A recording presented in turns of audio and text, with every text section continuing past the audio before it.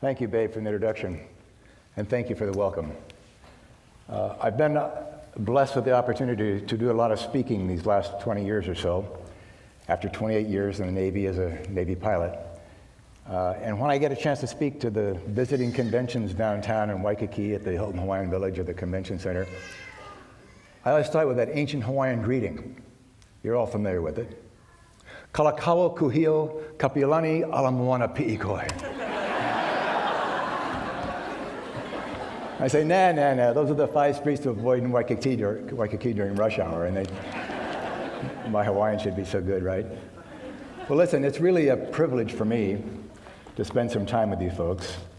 And when Gil Berger kind of recruited me to come and spend some time this morning, he said you're kind of a non-linear group, and that means that you're kind of laid back. And I realized that when I came in and I was sitting over there during the first service, and this young man comes in and first thing he does is he very carefully puts his skateboard down over against the wall and sits down. So that was kind of new example. So anyway, I'd like to share some things about my Navy career. Part of my 28 years, actually 1/4 of it, was spent as a prisoner of war in the communist prisons of North Vietnam. Dubious distinction, right? As you veterans and active duty folks that are in the audience right now would know. As a matter of fact, any veterans or active duty folks in the audience, please stand up right now. Let us see who you are.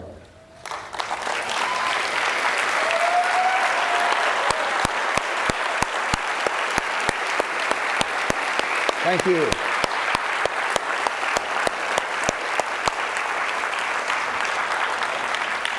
And as Larson implied, if there are any spouses of active duty people that are currently deployed, that's for you as well. Thank you so much for your sacrifice. You're welcome. Let's go back to 1966, February 1966. My crewman and I were flying missions off of the USS Kitty Hawk over the southern part of North Vietnam. On February the 3rd, 1966, we took off on what was going to be a routine mission. And actually, while we were on that mission, our aircraft was hit by anti-aircraft fire. We lost our hydraulic power and lost control of the airplane, and ended up having to eject over communist territory. And that's how I started my sojourn in the Hanoi Hilton in downtown Hanoi of North Vietnam. We were flying our mission and we took a hit, I never saw it coming. Actually, our chase pilot was an F-4 Phantom pilot, didn't say anything, and I think that the flak worked right up our tail. It was probably radar-guided AAA that hit us. And the hit itself wasn't anything spectacular, no big explosion, just kind of a thump on the after part of the airframe, kind of like running over a speed bump in your car at 60. And realized we'd taken a hit, turned the airplane back toward the ocean, put the throttles into maximum afterburner to get out to sea. And because we were light on fuel at that point, the airplane really took off. And by the time it came, I realized that we lost control, and controls that got kind of stiff, and I couldn't control the airplane. Began to roll. I couldn't stop the roll. I went more and more rapidly, and then wrapped up, and the nose dropped down to the horizon. And all I could see was the ocean spinning around in front of us. I called to my crewman, eject, eject, eject. I didn't hear him go, so I reached up and I pulled the face curtain, my own ejection seat, which automatically ejects him first. Ready or not. Myself a split second later. And the last speed I saw indicated on the airspeed indicator was 680 miles per hour.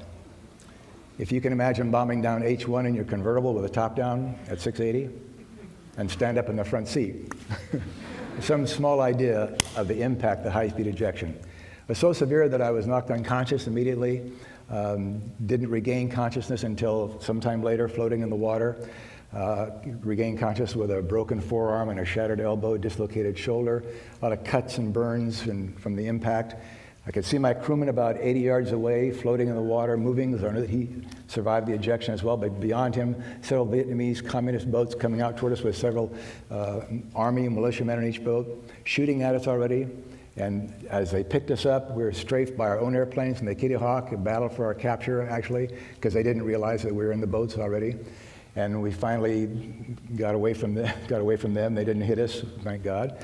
And got to the beach and jumped out in waist-deep surf, ran across a wide sandy beach, dove behind a rice paddy dike to take cover, just as another airplane showed up, rolled in, and fired a pack of rockets, which blew all of those beached boats to splinters. And that was my introduction to North Vietnam. Sometime in that battle for our capture, my crewman, also my good friend, was killed. I don't know exactly how, maybe killed by an own airplane strafing by mistake, friendly fire, the tragedy of friendly fire, or killed by the communists out of excitement or revenge, or maybe the boat that took him in was capsized or sunk. I'm not sure, I couldn't keep track, but I never saw him again, and I'm sure that he perished that day. And I was in for cataclysmic change. My captors took me northward. We traveled under the cover of darkness for about the next 12 nights, heading northward, stopping along the way each morning at dawn, usually under big trees or camouflage netting to hide from the roving patrols during the day, usually by small villages and hamlets where the people could come out during the day and check me out, the captured U.S. air pirate. And then on the 12th morning, we reached the outskirts of a very large city, Hanoi, the capital of North Vietnam. Continued to the suburbs of Hanoi to the very heart of the city. We finally pulled up in front of a huge, formidable-looking fortress of a prison called Hoa Lo, which in Vietnamese means fiery forge. We bounced through the big iron gate of Hoa Lo into an entry tunnel. A big center courtyard opened up. Several guards took me out of the vehicle, down through the corridors and round corners to my first cell, shoved me roughly inside. A huge, heavy wooden door slammed behind me, and a big iron bolt clanked home on the lock outside with a note of finality. And as you can imagine, I couldn't believe this was happening to me, because we all know that it's supposed to happen to the other guy, never to us. And for the first time in my life, I found myself now literally thrust into a totally foreign and hostile environment with nobody else to turn to for advice or help or sympathy. That's what I thought at the outset. No source of strength except that which is to bring in there with me and maybe find on my own. The cell in which I found myself was a little wider than this lectern, about like so, 6.5 feet long. Along one wall was a concrete slab that jutted out about 20 inches. That was my bed. At the foot of which was a set of ankle stocks, wooden on the bottom, heavy iron manacle that hinged down across the top and locked in place with a big heavy padlock. One tiny window very high in the back wall with a double row of iron bars, through which all I could see were the shards of filthy broken glass embedded in the concrete on top of the 16-foot wall that surrounded the entire city block-sized prison. Barbed wire on top of that.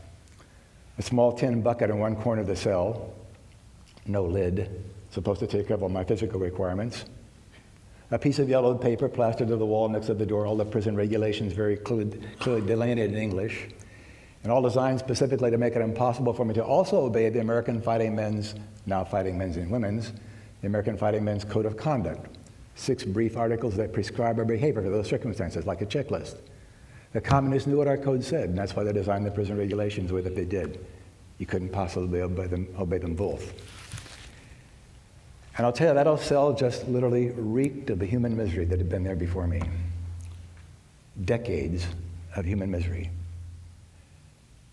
And those earliest weeks and months when the interrogations and the extortion and the pressure were the most intense, as they tried to exploit me, all of us, for military information or propaganda, and I would only get back to my cell sometime long enough to kind of take a big breath, lick my wounds, and get ready for the next time those keys would rattle outside my door again at the wrong time of the day or the night, and I was up again, it would be my turn. I prayed a lot. One of my very first prayers was the same one that Christ prayed before his crucifixion. God said, Father, if it be your will, take this cup from my lips. But in any case, thy will be done. I feel kind of presumptuous by praying that same prayer, but at the time it seemed like the thing to do. Finally, in those early prayers, I was praying for God to take care of me, to do everything for me. God, please get me out of here, God. Whatever it takes, get me home, get back to my family, to my country, because I just don't know how long I can endure in these circumstances. And if I could have possibly known at the very beginning that I was going to be there for 7 years and 9 days, I don't know what I would have done. But I finally began to realize and accept the fact this might be my life for a while, whether I like it or not. I better try to get my feet on the deck and my stuff together and start getting on with it and making the most of it. And gradually the nature of my prayers began to change. And I finally stopped saying, why me, God? And I started saying, show me, God. Show me what I'm supposed to do with this. What are you preparing me for here? How am I supposed to use this experience? Help me to use it to go home, whenever that might be, as a better, stronger, smarter person in every possible way that I can be. Help me to go home as a better naval officer, as a better Christian, as a better American, a better citizen, to go home as a better husband and father and friend to all my friends. Please, God, help me to use this time productively so that there won't be some kind of a void or a vacuum in my life. And after that realization and commitment, every single day did take on a new meaning. Because now there was purpose. There were ways to be better and stronger and smarter. New insights again about myself, about my predicament, my situation, about the men and the other cells around me there. And I'd pace back and forth in that tiny cell. I could walk 3 steps and turn, 3 short steps and turn, 3 steps, and we call this the Hanoi Shuffle. Walk several miles a day that way, literally, 3 steps at a time. And as I would do that, it would sometimes occur to me that whenever I return home, maybe there's going to be some opportunities for me to share something about this experience. And I was thinking, of course, with my family, my friends, I never dreamed there'd be opportunities like the ones that I've had the last 25 years as a professional full-time speaker. But I'd ask myself there in prison, I'd say, okay, Coffee, what are you going to say? How can you possibly condense the essence of an experience like this, maybe 35, 45 minutes, and say anything that really makes any difference at all? I didn't know the answer to that question the whole time I was in prison. The answer never really occurred to me until I was finally repatriated in February of 1973. 7 years and 9 days later, I came home and I looked around. And I saw that so many changes had occurred in our country during those specific 7 years. A few of you here in this audience can recall those late 60s and early 70s. Most of you can't. But those late 60s and early 70s were a time of incredible turmoil for our country. Vietnam syndrome, racial upheaval, social change. I came back and looked around and realized that probably the very key to my survival, all those years in prison, as it turns out for most of my friends there as well, would serve me just as well as a key to survival right here at home on a daily basis for the rest of my life. And the key to my survival, no surprise to most of you, I'm sure. The key to my survival was faith. It was faith. Actually, 4 aspects of faith. First of all, faith in myself. Faith in myself there in prison to simply recognize and pursue my duty, seldom perfectly, but always to the very best of my ability. And who could ask for that, more than that? The second aspect of faith was faith in one another. Faith in my comrades there around me and the other prisons and cell blocks of Wallow Prison. Faith in our families, faith in the ones that we love, faith in the people with whom we work each day. The third aspect of faith is faith in our country, America, her basic institutions, and our national purpose and cause at any given time. Never forgetting that it provides the opportunity for every single one of us to simply do what we do and be who we are. And that's why the terrorists hate us. And the fourth aspect, of course, the foundation, faith in my God. This morning, let me share with you in just a little bit more detail how those aspects of faith work for me in that prison environment, have really continued to work for me since I returned home, but honestly, better than that can work for any of us. That's the whole point. You don't have to go through that kind of a weird, bizarre experience to derive those benefits and insights of simply keeping faith. And look, I know that there are some of you in this audience this morning who could just as well be standing up here saying some of the same things that I'll be saying, maybe better. You who have overcome your own personal tragedies, financial, personal, physical setbacks and challenges, but not just survive them. You too have gone beyond survival to emerge from them better and tougher than you might have been without them. And you know who you are? There's inspiration at our elbows every day of our lives. We just knew each other's story. They're heroes among us. Not the least of which potentially is the hero inside every single one of us. Let's start out with faith in ourselves. Faith in myself there in those prisons in North Vietnam to recognize and pursue my duty. Faith in myself to obey that American fighting man's code of conduct, which says, I am bound to give only, when interrogated, I am bound to give only my name, rank, serial number, and date of birth.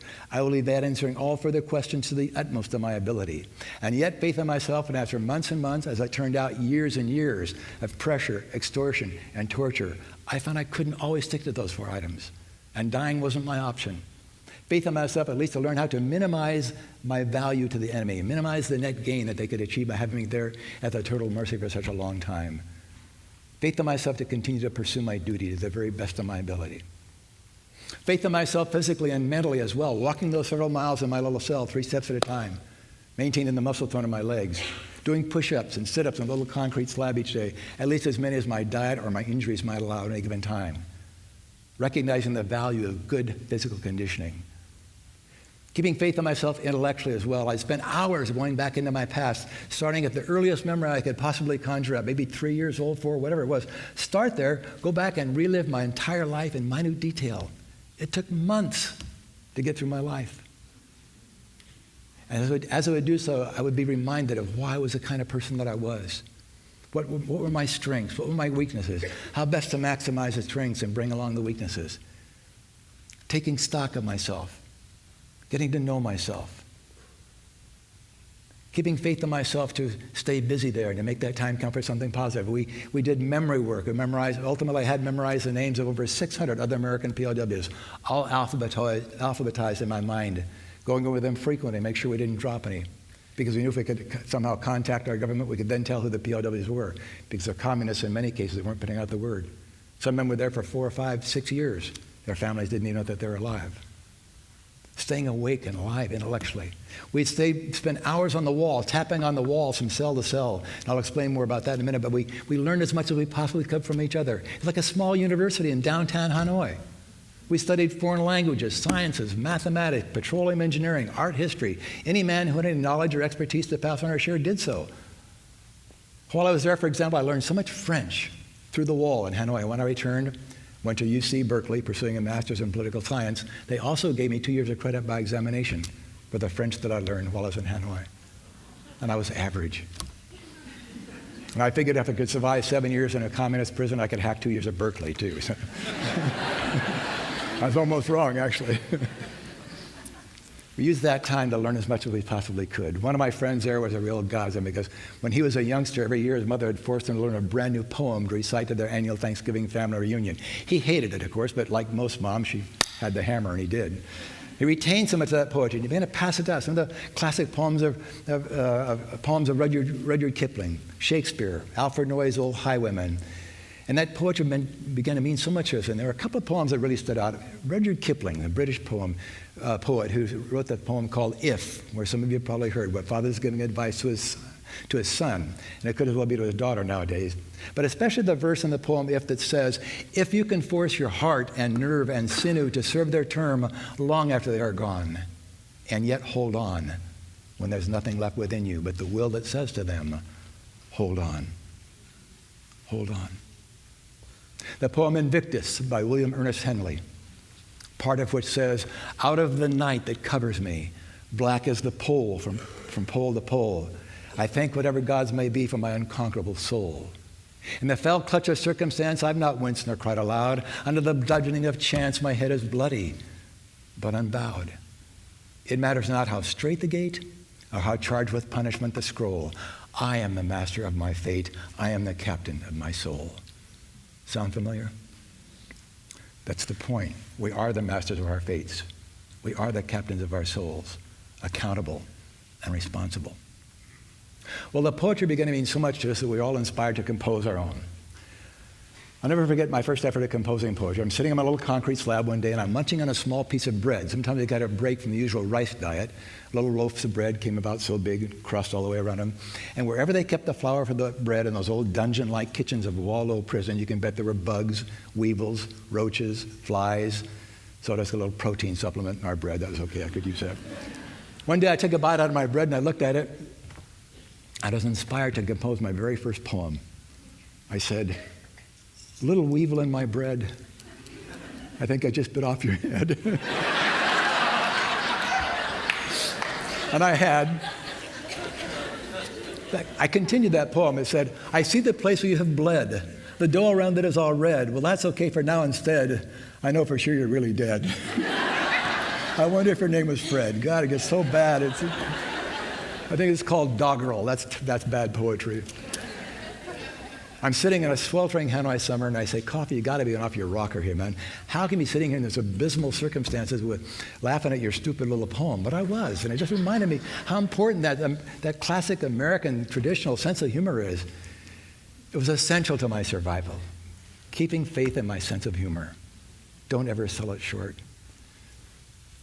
I was in solitary confinement much of the time, but in particular in 1967. But I had the luxury of being able to lay down on the floor and whisper to the man across the passageway under the crack of our door. We each had about 1.5 inch crack in our door. Young Air Force captain named Tom Story. Tom Story and I would spend hours on the floor talking to each other because it was a real luxury. We could also monitor the shadows. If the guard ended the cell block, he'd cast a shadow, and we could shut up and get caught communicating because if you're caught, you're punished severely. So Tom and I talk about everything under the sun, as you can imagine. And you've all been in seminar, you veterans and military people sort of, after every evolution, every seminar, every exercise, you fill out an evaluation form, right? How do we do? What do we do different next time? Well, Tom starts our conversation like this. All I like to see Tom was the tip of his nose and one eye. He says, I've been thinking when we get out of here and we have to fill out our evaluation form, I'm going to tell him the exercise was real enough. It just lasted too darn long.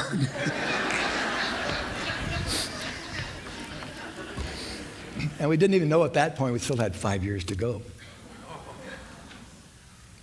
Maintaining a sense of humor, keeping faith in ourselves to see the humor, faith in myself to bounce back up every time I found myself down and hurting and scared, to gut it out, hack it, be as tough as I could for as long and often as necessary, simply keeping faith in myself to survive and to return with honor. To survive and return with honor. When I came home, I looked around in our society here, and because of all those changes that I mentioned a moment ago, we seemed to have so little faith in ourselves, so little control over our lives.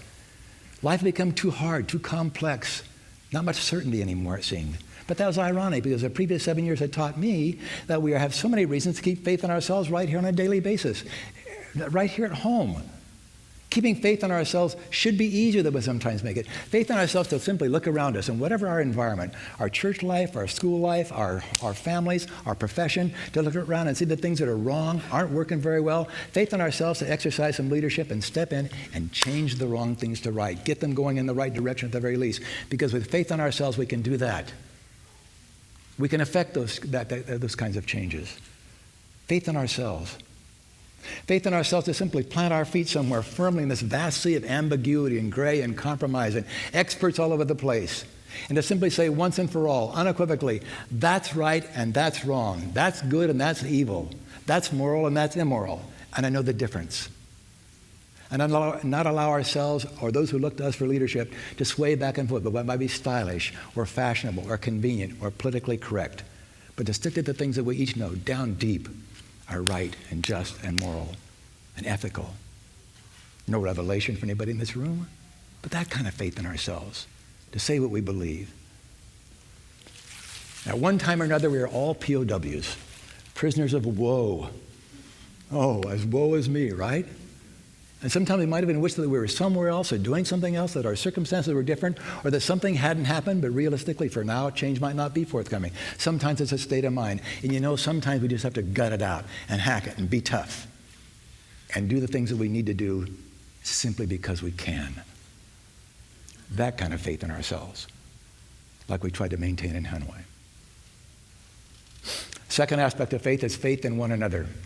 Our motto in the prison system was really very simple. 3 words: unity over self. Unity over self. That's why John McCain had that for a campaign slogan, as a matter of fact. Unity over self. But to maintain that unity, we had to communicate with each other. But as I mentioned, if you're caught communicating, you're punished severely. So we did it all the time covertly, mostly by tapping on the wall from cell to cell. We used a little system that we called tap code. And tap code really illustrates how we can overcome difficulties and obstacles with creativity and persistence and so on. I want to share with you briefly how that tap code worked. Tap code is based upon 25 letters of our alphabet.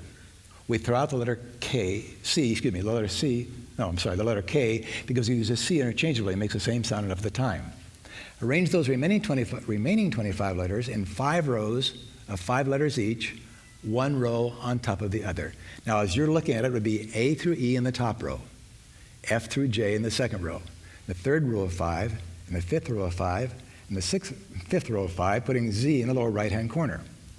It gives me 5 horizontal rows and 5 vertical columns of letters all in the same square. Not that high-tech. Hang in there, okay? A is up in the corner. First row, first column. Nice lady from the first service gave me a thimble because this is it doesn't have very much resonance. First, A is up in the corner. First row, first column. So I tap once for the row and once for the column. So A is 1 and 1. B is in the first row but the second column over. 1 and 2. C, first row, third column over. 1 and 3. F, second row, first column. 2 and 1. N is right in the middle of the square, right? Third row, third column. 3 and 3.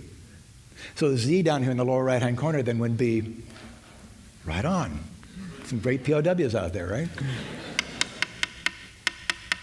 Fifth row, fifth column. So let's say I'm there in prison. I'm talking to the guy in the next cell. Like, what about that One Love group? I mean, they just came together. They're just growing like mad. We talked about you guys all the time. Would if you'd been here. O-N-E, 1, L-O-V-E, One Love. How about Aloha? A-L-O-H-A.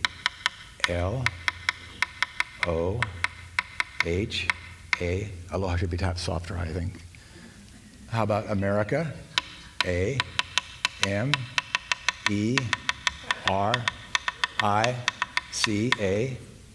We tapped so much in those early days we would get big calluses on our knuckles, like I'm getting now from speaking. That's why I'm using a thimble.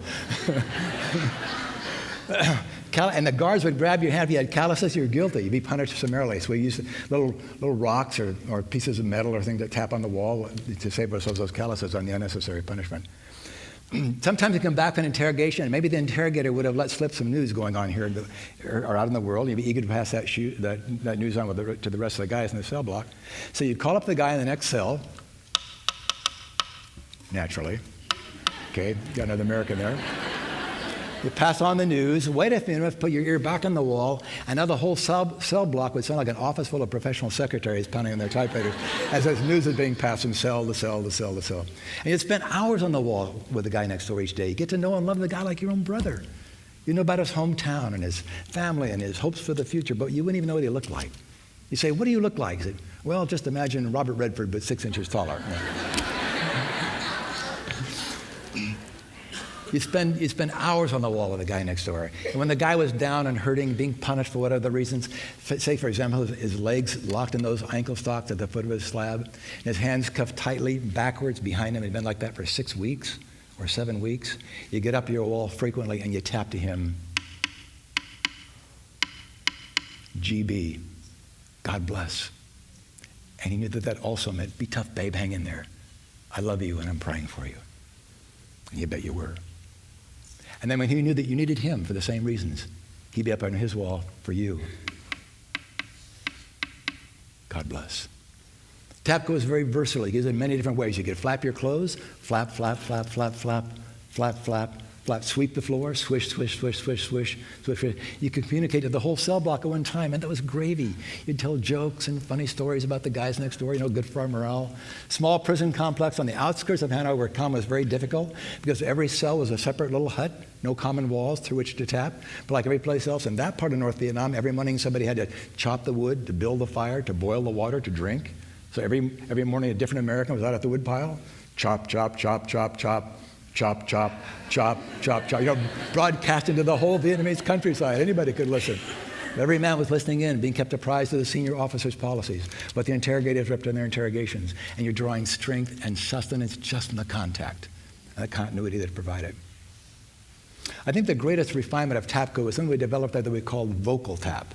Vocal tap. This is where we translate those taps on the wall, 1 through 5, to 5 different noises that we tend to make as people anyway. One noise equals one of the numbers. You make the right noise, it equals the right number, and you could always communicate. I translate it like this, 1 through 5.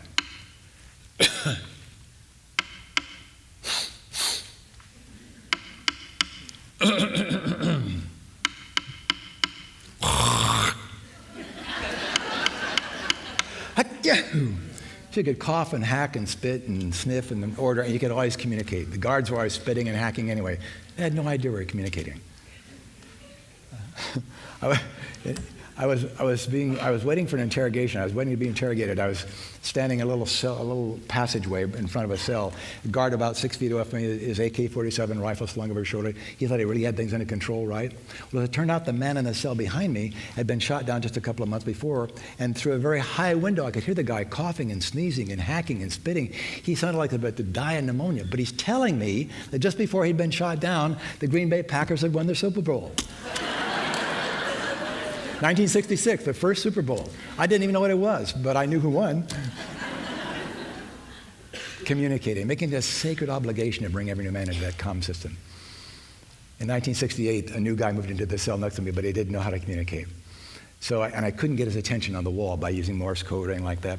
So he set up a little clearing system and able to whisper out my window into his window in the same wall. I said, "Hey, new guy on cell number 8, listen up." He said, yeah, who's that? So I introduced myself. Listen, we can't do this all the time. It's too dangerous. Somewhere on your wall, you see a little 25-letter matrix flashes. Yeah, I saw that thing, but I thought it was a game or a calendar. No, it works like this. That's how I communicate. You tap first of the row, then the column. Like A is 1 and 1, B is 1 and 2, N is 3 and 3. You studied. We'll call you up this afternoon. He said, okay, I'll study. We'll be ready. So we sign off. That afternoon, when I knew that the roving guards were off in the far corner of the prison yard, I give them a call. I got my ear on the wall. I'm waiting. I'm waiting. I'm still waiting. And pretty soon, through my window, I hear 4-1, 3-2, 4-4, 1-3, 4-1. No, on the wall, dummy, on the wall.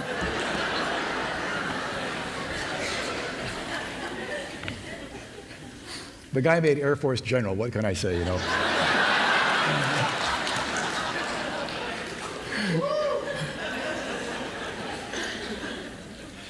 Every night before you went to sleep, when things would quiet down, you'd always exchange with the guy next door. GB, God bless. GN, good night. GBA, God bless America. Every single night, the kind of faith and trust and care for one another.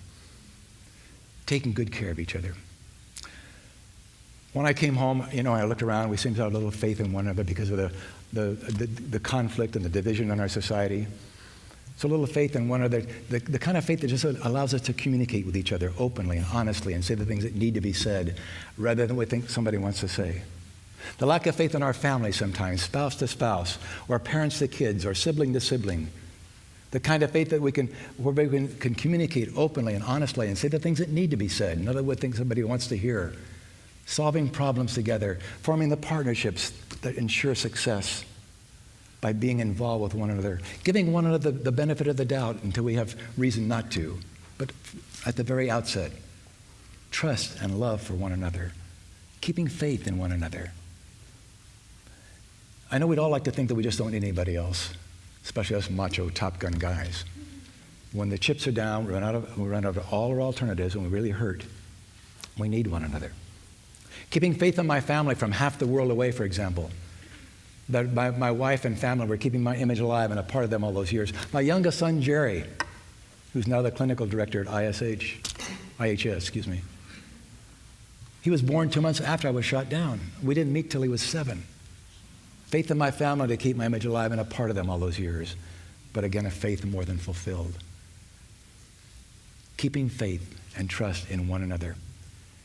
When I was there, a new guy shot down. He said, hey, you guys, back in America, people are wearing bracelets with your names on them. Remember the POW bracelets? Are any of you here old enough to remember the POW bracelets? Okay, raise your hand if you knew about the POW. Yes. When we first heard that meant the world to us. We couldn't believe, hey, people are wearing bracelets with our names on them at home. Yeah. Contrary to what the communists kept telling us that we'd been forgotten, we knew that wasn't true. And that was validation of what we knew to be true. Keeping faith and trust in one another right here at home, like we tried to do in Hanoi. The third aspect of faith is faith in our country, America, her basic institutions, and our national purpose and cause at any given time. Back there in Hanoi, every day through the loudspeakers in each cell, located very high in the wall with no on-off or volume switch, we heard everything that was bad about the United States of America.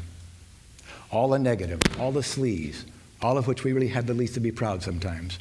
We heard about every anti-war riot and demonstration, every anti-war statement by celebrities and politicians, the same statements we were taking torture not to make. We heard about the assassinations of Martin Luther King and Robert Kennedy. All the things that made us feel so badly about what in the world was going on at home there without us. You have to say to yourself, wait a minute, babe, you're an American, you've been there, that's your home. This is not the place to change your mind, man. Keep faith. And I'd reach into my past and maybe latch onto the words of the high school history teacher who once told me about all the reasons that America had been able to stay strong and to endure for almost 2 centuries at that point. I recall something about my Boy Scoutmaster had told me about all the reasons to be proud of our country and the freedoms that it guarantees, not just for us, but for so many millions of people all over the world. Simply keeping faith in our country. Realizing that there in downtown Hanoi, the people on the other side of the prison walls were no better off than we were on the inside of the prison walls, because they were living in a society based upon lies and hate and slander. Keeping faith in our country in those circumstances. When I came home, I looked at our mainstream media, and it was almost like I had that loudspeaker in my ear right here at home as well. Our mainstream media tends to emphasize the negative and magnify all that's bad in our country, all the negative, all the sleaze right here at home. And we have to cut through that. We have to go back to the basics and know what our country is really about. Keeping in mind its spiritual foundation as well. Keeping faith in our country right here at home. And we're surrounded by reminders. You parents, if your kids come home and they say, hey, Mom, Dad, we're going to study this country. The teacher says we're going to study this country. Are they good or bad? Well, are people trying to get in or are people trying to get out? That's a duh, right? So many reminders of the kind of country we live in. Ask yourself, or ask the person who's knocking America, look, if a meteor came down and wiped out the United States of America, would the world be a meaner place or a nicer place without us? We're not perfect by any means, and we all know that. But we're a lot better than second best. Keeping faith and appreciating our country. Honoring the men and women who helped preserve our country, as was suggested up here earlier this morning. That kind of faith in America, like we kept in Hanoi. The fourth aspect of faith is faith in my God. The first 2 English words that I saw scratched on the wall of a cell by another man who'd been in that cell before me, 2 words with an equal sign between them.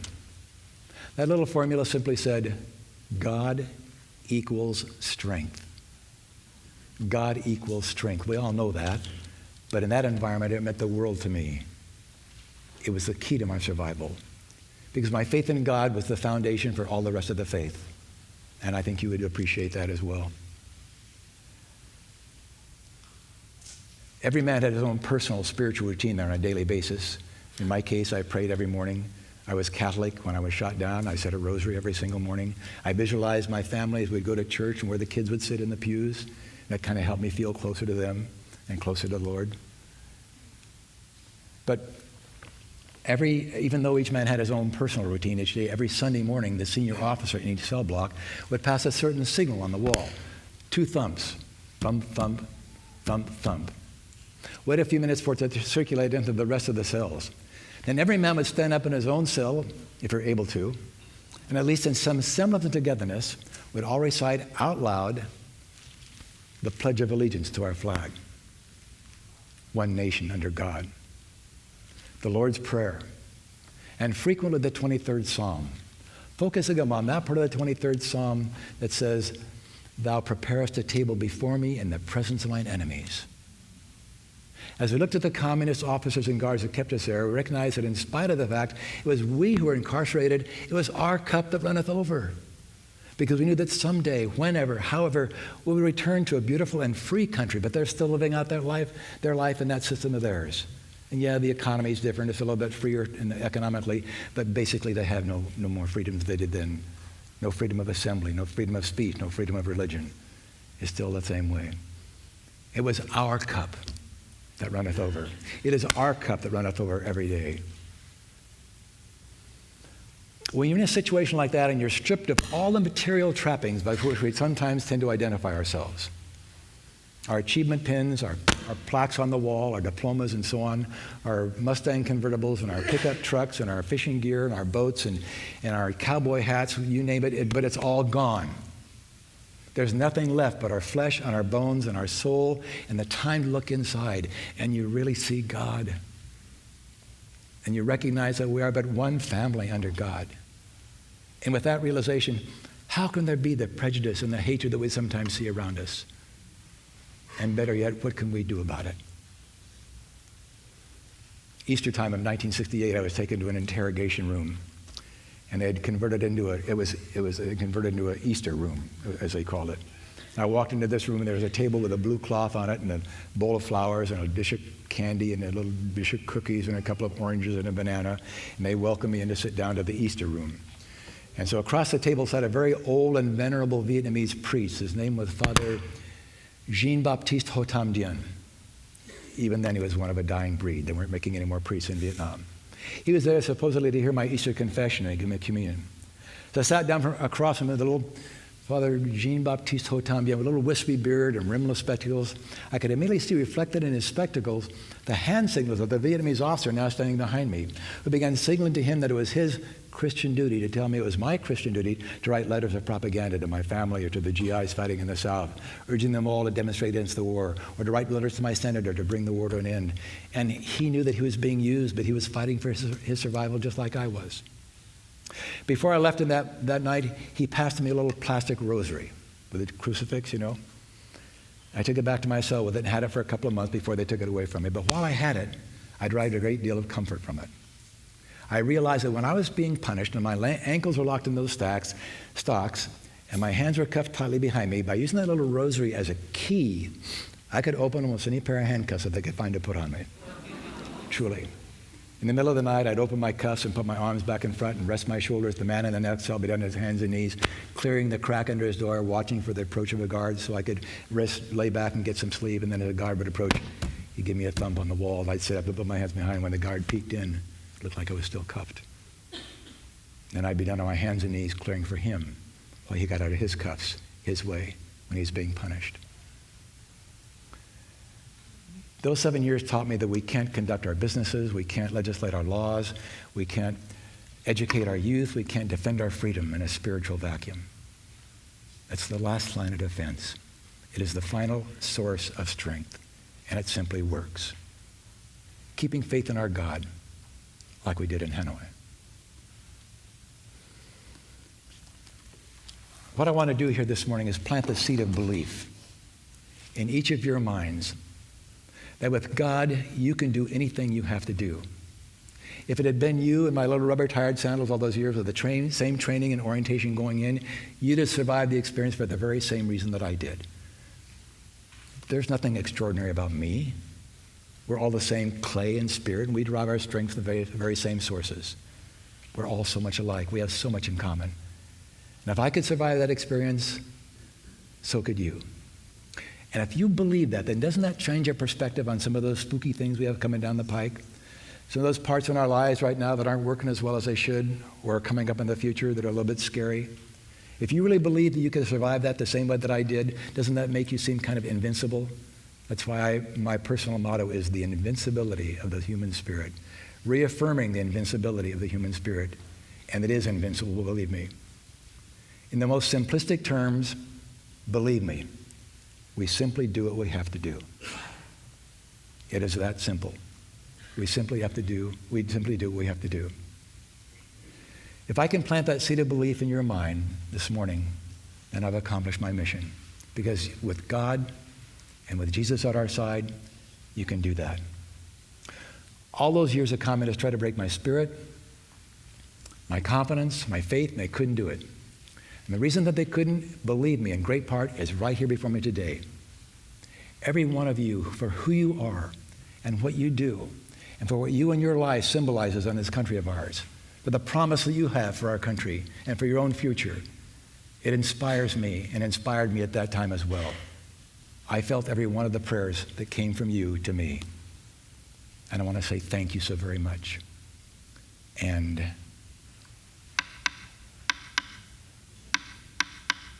God bless GD, good day. GBA, God bless America. Thank you.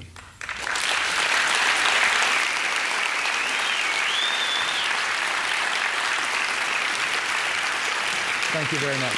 You guys. It's you.